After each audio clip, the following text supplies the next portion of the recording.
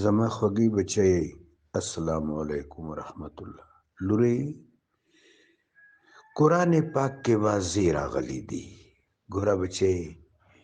ته سوچ وکړه چې کومه خبره په قرآن کې راغلی وي او خلک دا وایي چې نه دی راغلی، نو هغې څه ووایي؟ هغه دې لږ ځان ته فکر وکړي.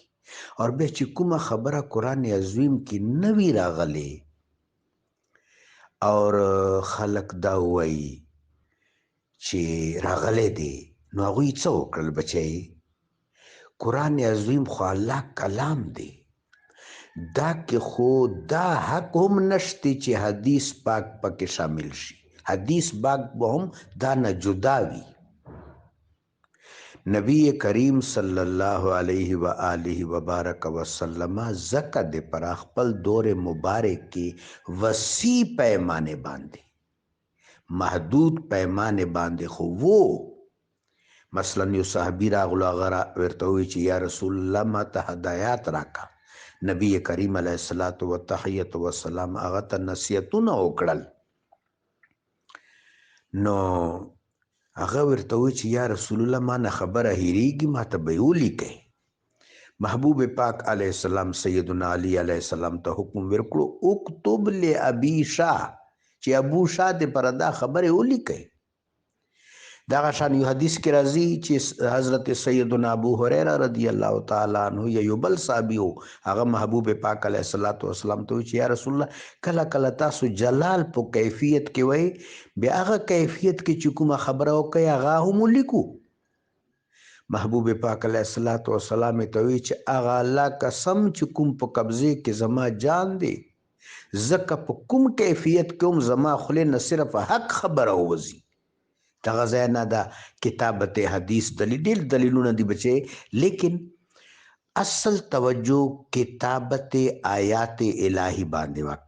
کاتبین وحی او جماعت سرکار دو عالم صلی الله علیه وسلم بو چې وحی نازل شو هغه باندې به لیکلا، او کوم ځای کې بچاغي نه غلطي او شبه نبی پاک صلی الله علیه وسلم دی هغه اصلاح بنفس نفیس و محمود فرمایلا. نو لوري قرآن عظیم کې چاته هیڅ حق نشته چې په حرف کې څه تغیر وکړي، په سنټنس کې څه اضافه وکړي، یا په تفسیر کې په ترجمه کې څه رد و بدل وکړي. چا سره هیڅ اختیار نشته. دا که څوک داسې کوي لورې، نو هغه خپل ځان سره ظلم کوي. رب جلیل و جمیل فرمایي یا ایها النبی قل لازواجک وبناتک ونساء المؤمنین یدنین علیہن من جلابیبہن ویحفظن فروجہن ولیضربن بخمرہن علی جیوبہن. دا آیات څومره واضح دي لورې چې یا رسول الله صلی الله علیه وسلم خپلو بیبیو ته، خپلو لوڼو ته، ونساء المؤمنین، دغه ځای کې بچی د واو چې دی دا واو تفصیلیه دی، واو اضافیه دی. مطلب دا دی چې تا لوڼه د ټول امت چې څومره ښځې دي هغه د تا لوڼه دي یا رسول الله، ما سوای هغه ښځې چې کوم تا نکاح کې راغلي امهات المؤمنین علیهن السلام، هغوی ذکر الګ فرمایلی دی. یا ایها النبی کل ازواجک، خپل ازواج ته فرمایا، و نساء المؤمنین و بناتک و نساء المؤمنین، خپل لونو ته یعنی تمام امت خواتین ته. دا ابو څه کوي چې بار ماول تزي، کور نه بار وزي، خانه نه بار وزي. یدنین علیہن من جلابیبہن، خپل پټکی د پخپلو سرو سم کی. یدنین علیہن من جلابیبہن، خپل پټکی د پخپل سرو باندې ویړ کی، پخپل سرو باندې دی واچوي، پخپل سر باندې دی سم کی. ويحفظن فروجهن، د خپل آبرو د ډیر حفاظت کوي. ولیضربن بخمرهن علی جیوبهن، هغه پټکی د لږ لاندې راولي او په خپلې چشک ته هم هغه واچوي.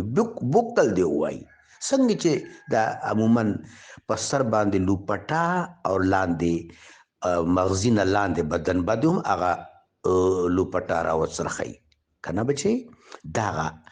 بار ماحول دے پر اهتمام قرآن خیالی دے بار ماحول دے پر بالکل په سر باندې لوپټا دو یو پیری بچے ما تاسو ته تفصیل سره خیلیو چې پردا څه ته وایي حجاب څه ته وایي ستر څه ته وایي دغه مونږ چې عموما لیکو که نه پرده کې احکام دا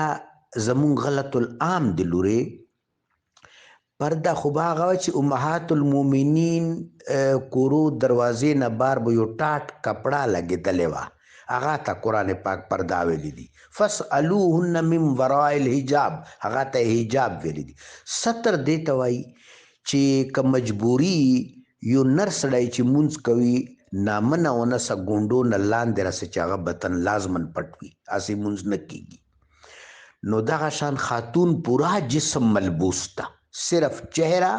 ہاتھ اور پاؤں دات مستثنا دی څنګه چې قرآن عظیم کې راغلی دي الا ما ظهر منها هغه اعضاء چې قدرتی طور باندې ظاهر دي هغه به ظاهر وي بار ماحول کې هم مخ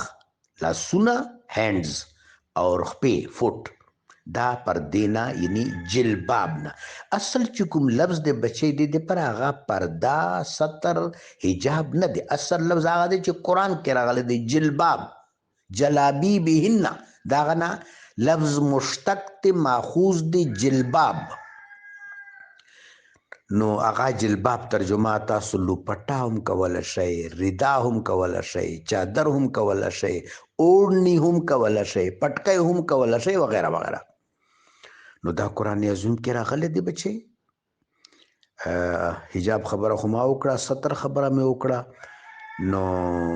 دغه شان بچی دا چیز ته سپیسیفیک چې کوم ټرم دی هغه جلباب دی چې